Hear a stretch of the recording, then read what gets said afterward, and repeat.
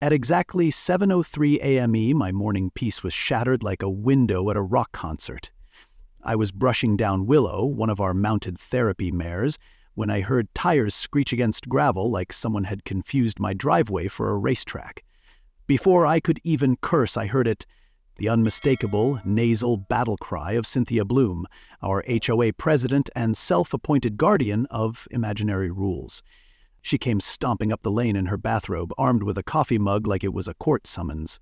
Behind her were two very confused-looking animal control officers who had clearly expected to rescue a pit bull, not get roped into a turf war over a horse that sneezed. "There they are!" Cynthia shrieked, pointing like she was identifying fugitives. "Unsanitary, unlicensed, dangerous!" The younger officer tilted his head like a puppy hearing jazz for the first time. That's when I knew. Today wasn't going to be about horses. It was going to be about who controlled the narrative. Leave a comment below and let us know where you're watching from.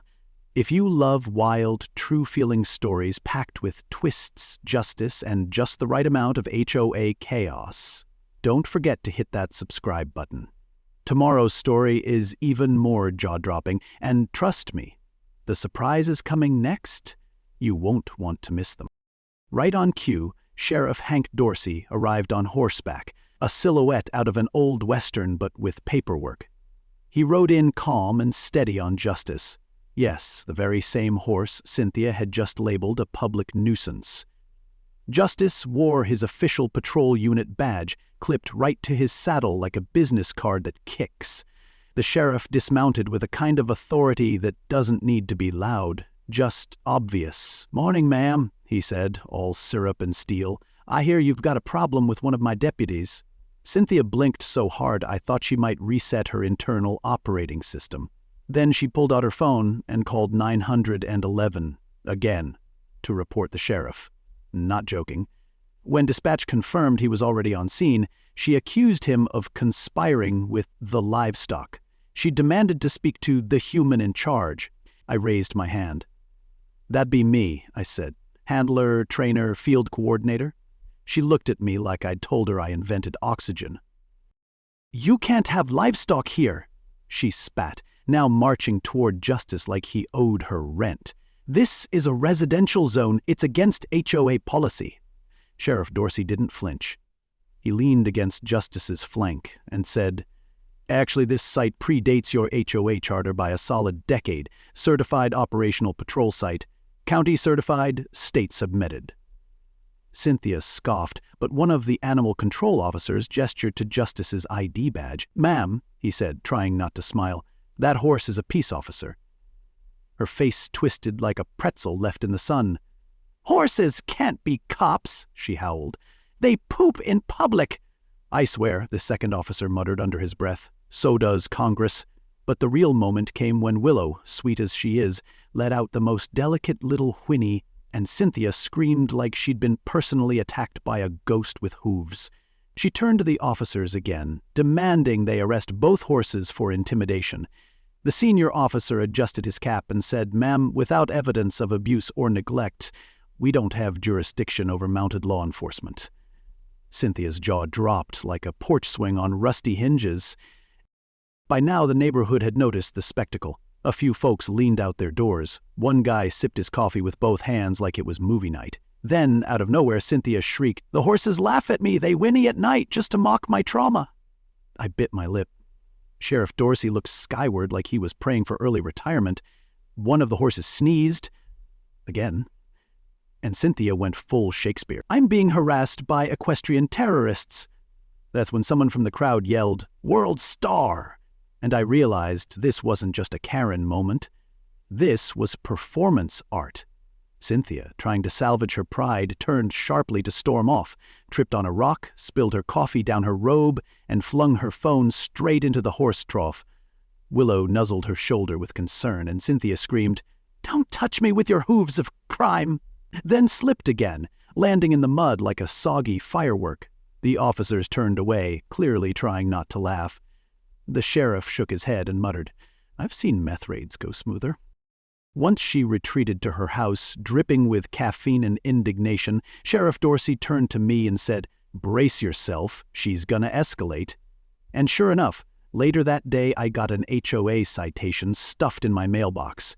Charges of improper fencing, unauthorized structures, livestock code violations, all recycled nonsense that had been cleared years ago with permits thicker than Cynthia's foundation makeup.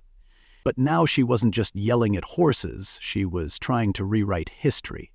What she didn't know was I had every document digitized, time-stamped, and backed up on 4 cloud drives. I sent the files to the HOA's legal contact and copied the sheriff's office. I wasn't worried. I'd dealt with bureaucratic temper tantrums before. But Cynthia wasn't a quitter. She was the type who'd light her own ship on fire just to prove it wasn't sinking. I had a feeling this wasn't about the smell of hay or a sneeze. This was about control. And some people, when they lose control, go feral. So I did what any rational person would do. I fed Justice a carrot, double-checked the security cameras, and waited for the next round.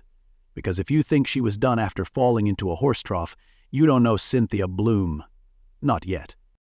The notice showed up folded like a legal origami swan, stuffed sideways into my mailbox, as if the envelope itself had regrets. Notice of Emergency Review, it read, printed in bold HOA font that always looked like it had been designed by a bored tyrant with a label maker. The accusation? Unsanctioned livestock weaponization. I blinked, reread it, and laughed so hard I had to lean against the hitching post. According to Cynthia Bloom and her rapidly unhinging committee, my horses were guilty of deliberate, synchronized stomping to induce psychological unease. Apparently, justice trotting in a straight line triggered a neighbor's IBS. At this point, the HOA wasn't just weaponizing bylaws, they were rewriting reality with crayons. And yet, I knew better than to ignore a formal summons. This wasn't about horses anymore. It was about power wrapped in suburban paranoia. Cynthia, of course, went full campaign mode. She passed out propaganda flyers like she was running for neighborhood dictator, complete with blurry photos of Willow yawning under a tree labeled as threat posture. She even brought a cheese platter to the HOA meeting because apparently nothing says abolish the horse police like brie and fear-mongering. Her new proposed clause would limit any non-domesticated quadruped exceeding 75 pounds unless it was a poodle, a parrot, or, get this, therapeutic hamster certified. One of the board members coughed so hard, trying not to laugh, he had to excuse himself. Cynthia, stone-faced and trembling with power, handed out copies of her clause and asked for immediate consideration. She stood at the front of the room like a substitute teacher about to hand out pop quizzes in fascism, and just when she thought the room was hers, I stepped up and placed a stack of folders on the table that thunked louder than her ego. "I'd like to respond," I said, calm as coffee before dawn. I distributed county permit records, veterinary reports, mounted unit certifications, and a zoning map signed and sealed 2 years before the HOA even existed. Then I queued up a short clip from Justice's patrol cam, grainy but clear enough.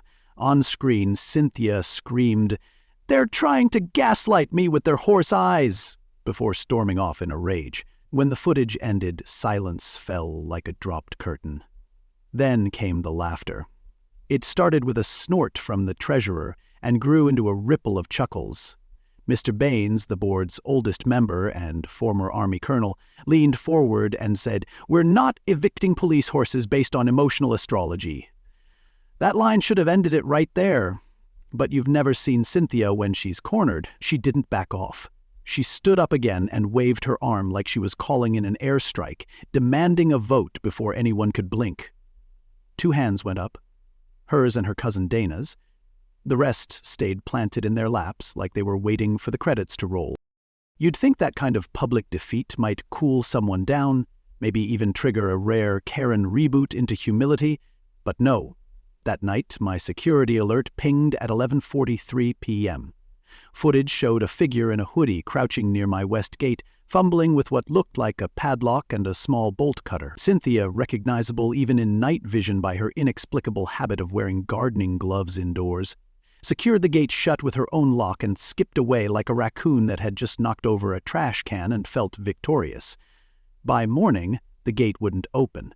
I cut the footage, printed out screenshots, and slipped them into a manila envelope.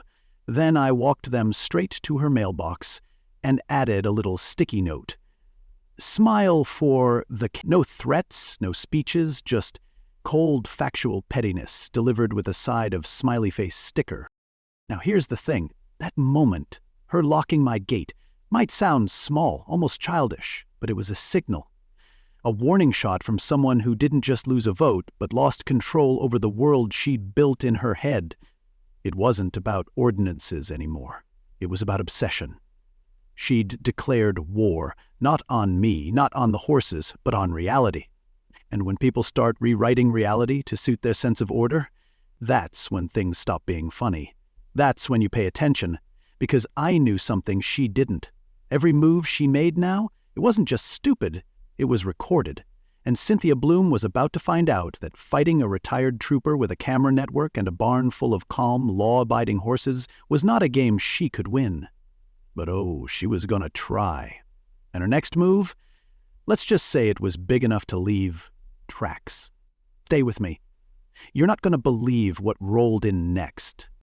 If you think locking a gate was the end of Cynthia's crazy, oh, you're in for it. What she did next involved a bulldozer, a forged document, and something buried under my pasture that made the sheriff say just one word: felony. So go ahead, hit that subscribe button and make sure your notifications are on, because in the next part, things go from neighborhood drama to full-on criminal investigation. You do not want to miss what we uncover next. And while you're here, drop a comment and tell us, what's the wildest HOA story you've ever heard? By sunrise the next morning, I'd already cut Cynthia's mystery lock clean off the pasture gate and replaced it with my own. That alone should have been enough for one day, but Cynthia, bless her deluded determination, doesn't just push boundaries, she uses them as skipping ropes.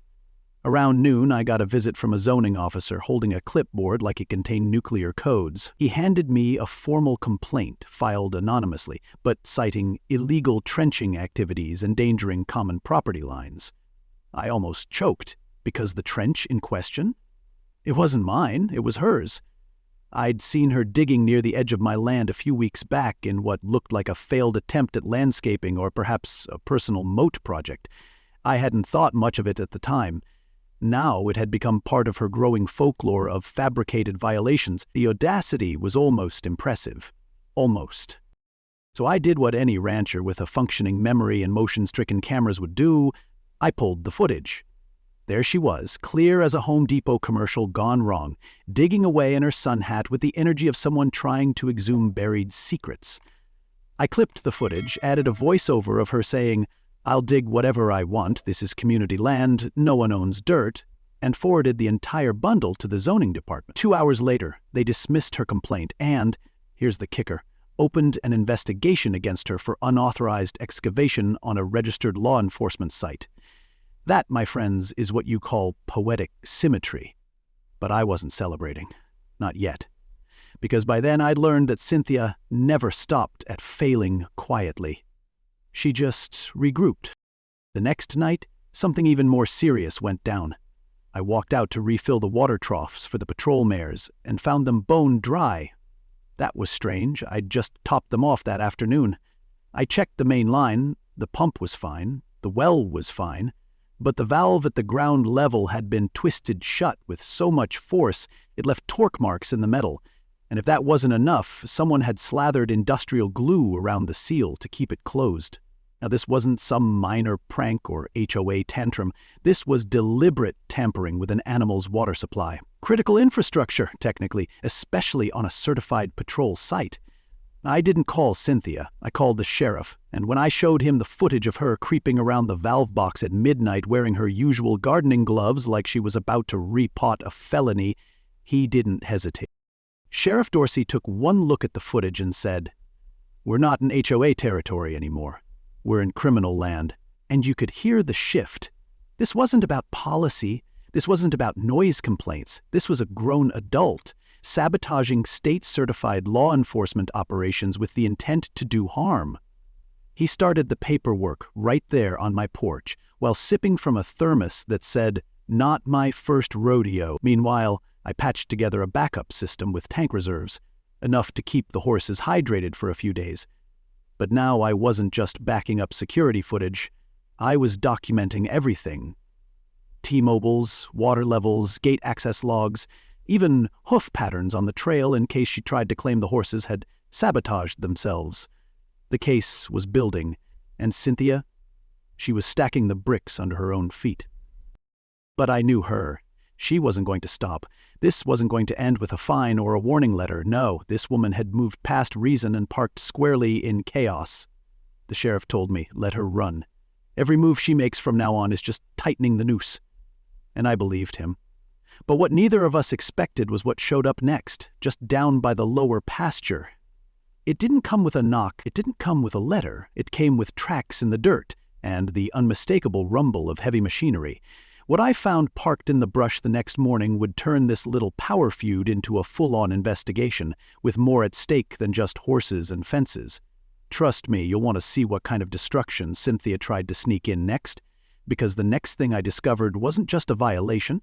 It was enough to flatten a barn, literally. The bulldozer was still there the next morning, parked like a sleeping dinosaur in the brush, facing my barn like it had unfinished business. But the real mess was buried underneath it, literally. While the county inspector examined the damage, he stepped on a soft patch of ground near the lower pasture, and just like that, the dirt caved in under his boot. At first, I thought we'd found an old irrigation pipe or a gopher city. Nope.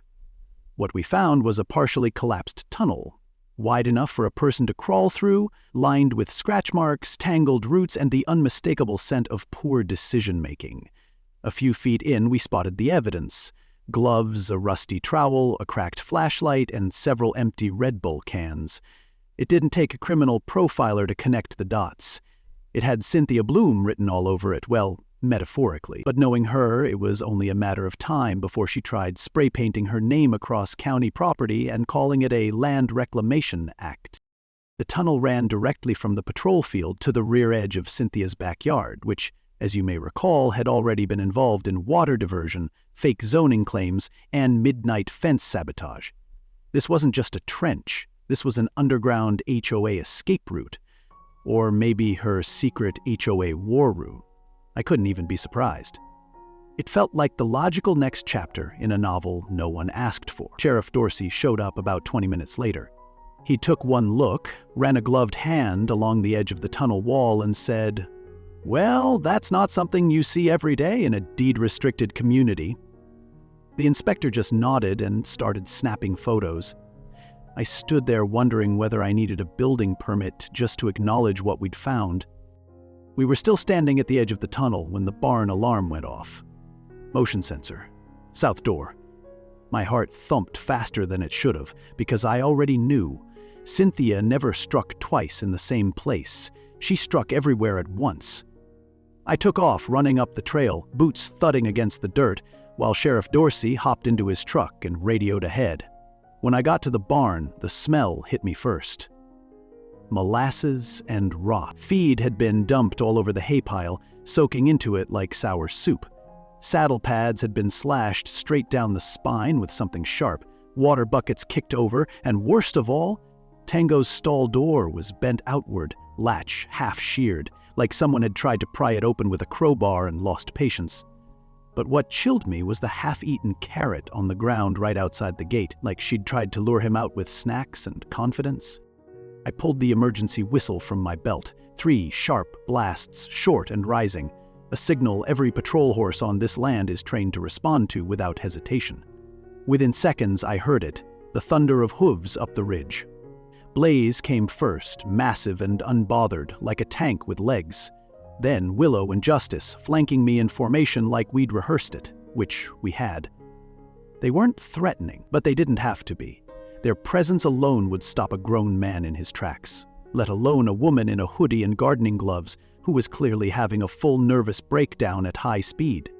There she was, in the corner of the barn, flashlight in one hand, a rope lead in the other, and a look on her face like she just realized the Easter Bunny wasn't unionized.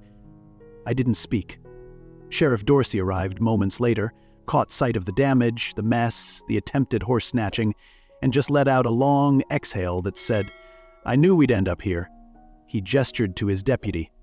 "Trespassing, tampering, sabotage of operational law enforcement animals.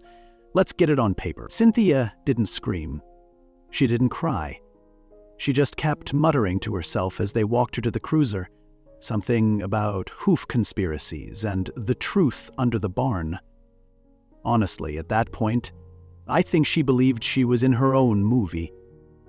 But if she was the star, she had clearly skipped the script read. Back at the house, I downloaded the footage. High definition, time-stamped, with clean audio of Cynthia whispering, "Cooperate," to Tango, like he was part of her undercover sting operation. It showed her slashing gear, pouring molasses over feed, trying to jimmy the stall gate open, and even at one point yelling, "I know you can hear me," at a wall of saddles. I couldn't make this up if I tried. I sent it to the sheriff's office, then forwarded a copy to the HOA board's legal representative just for flavor. By noon, someone had clipped it into a montage with dramatic music and sent it around the neighborhood group chat. The video was titled "Tunnel Bloom: Escape from Horseville." The internet did the rest. It went viral locally, then regionally. Memes popped up everywhere. My favorite showed Cynthia with night vision goggles and a shovel captioned, "When your HOA power trip hits phase 4. But while I might have been sipping coffee and enjoying the fallout, Cynthia wasn't done. Of course not. She's not the retreat and reflect type. She's the announce a press conference in your front yard type. And that's exactly what she did. 2 days after her arrest, every mailbox on the block had a printed flyer inviting the neighborhood to attend her official statement on horse-based harassment. I laughed so hard I nearly snorted oatmeal. She even bolded the phrase "psychological livestock aggression." I turned to Blaze, who blinked at me like, "Is this real life?" and said, "What's she gonna say now? That the manure is psychic?" But then I paused, because deep down I knew we hadn't hit the bottom of Cynthia's insanity yet. Not even close. No, this press conference was just the warm-up act for what came next. She wasn't just planning to clear her name. She was planning to rewrite the entire story, with her as the victim and the horses as the enemy. And if you think that's too ridiculous to work, wait until you hear what she told the local news cameras. Because the next time Cynthia opened her mouth, she didn't just dig herself deeper. She went straight to bedrock. Kick around, this is where reality officially leaves the building. The press conference was set up in Cynthia's front yard, right between her wilted marigolds and that ridiculous bird bath shaped like a Roman fountain. She had a podium, a literal folding podium, 2 lawn chairs for her media team, and a Bluetooth speaker playing Beethoven's Fifth like this was the closing scene of a wartime documentary.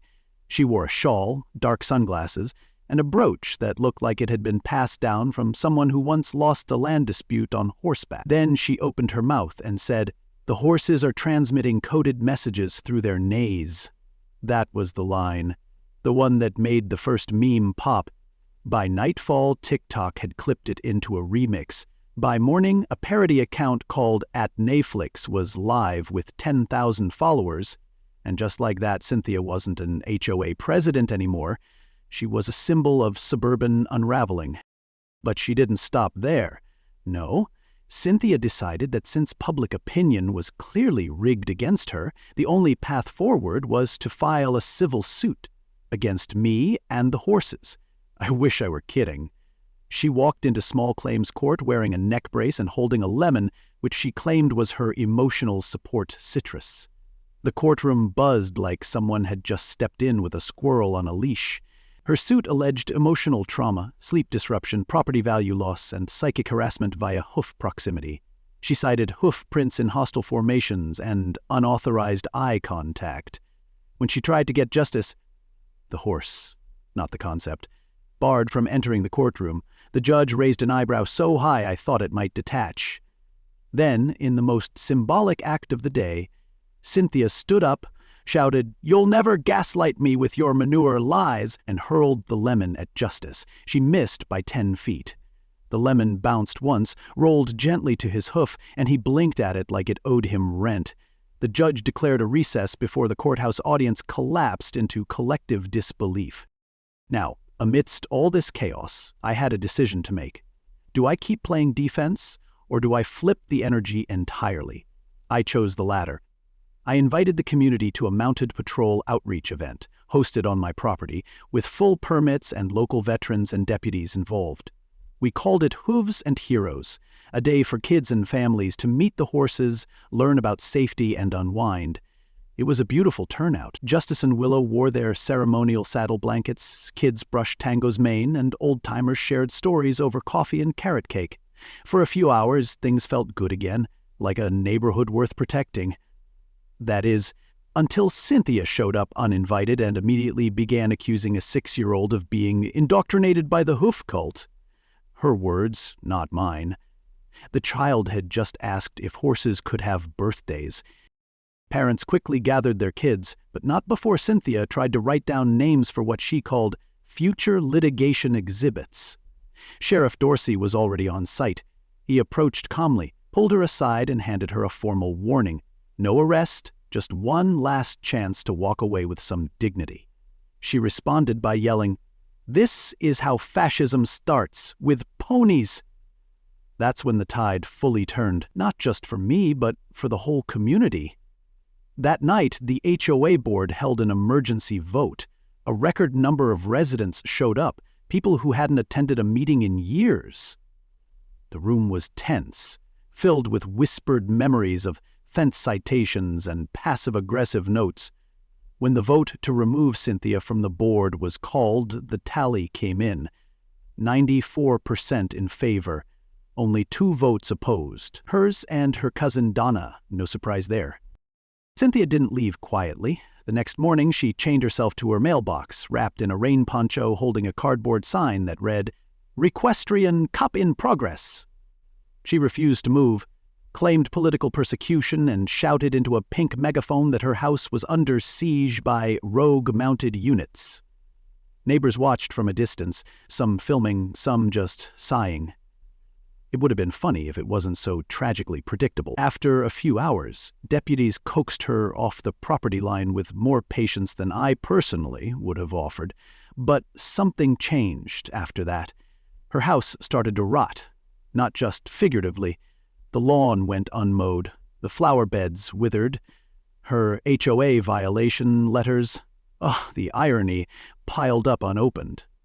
And while the chaos seemed to die down, I couldn't shake the feeling that this was just the eye of the storm.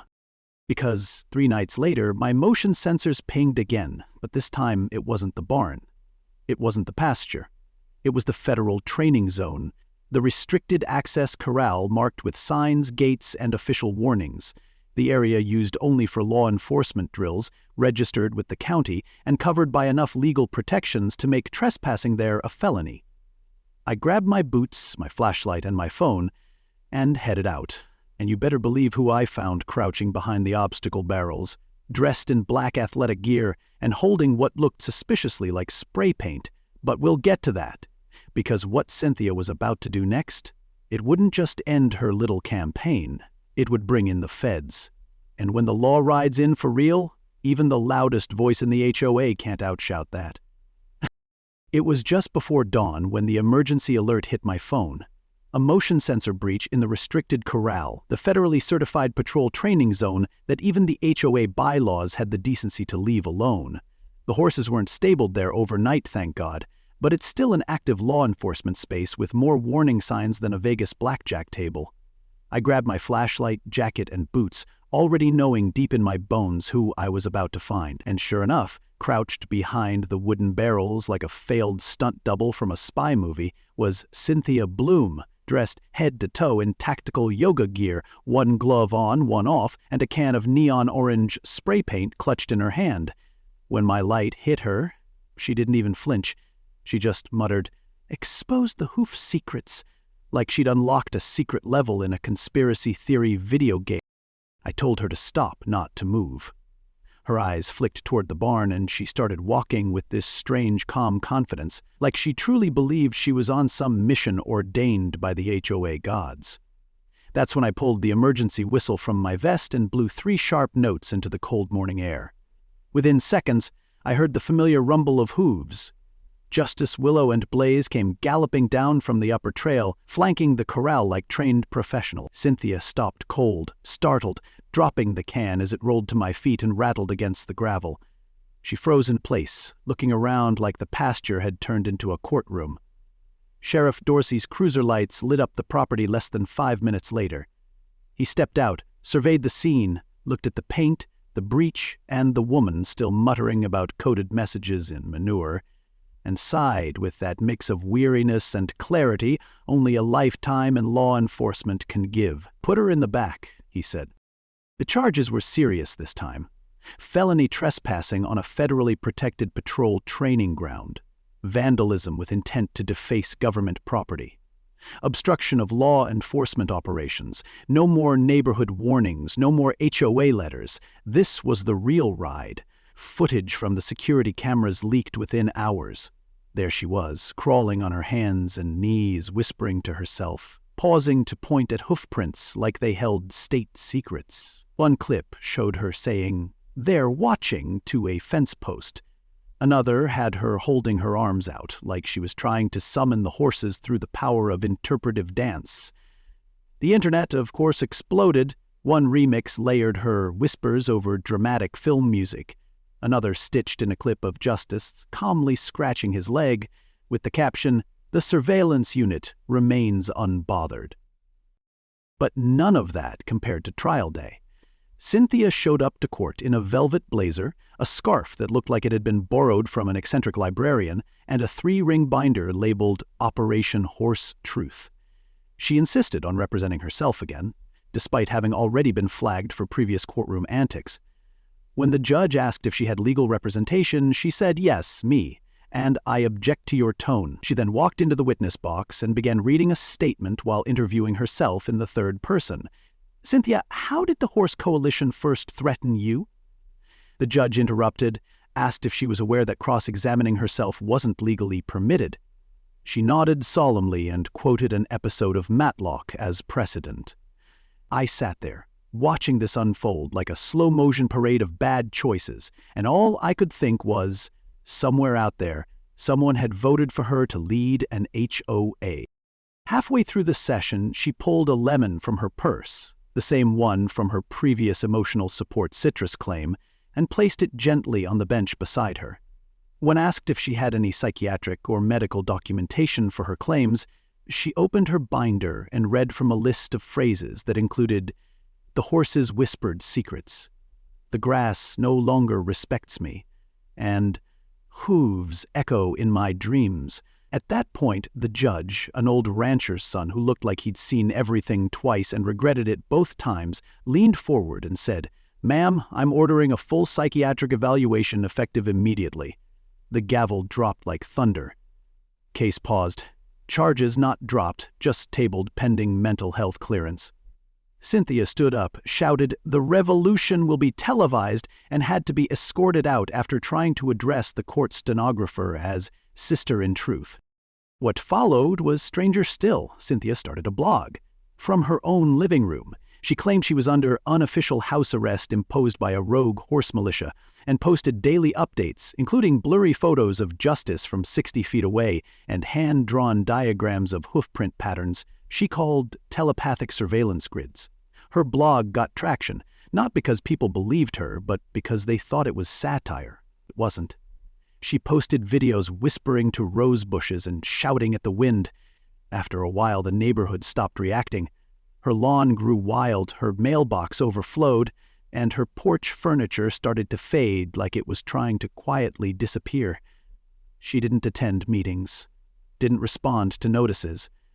The woman who once ran the HOA like a one-woman army now lived in a fortress of delusion and dandelions.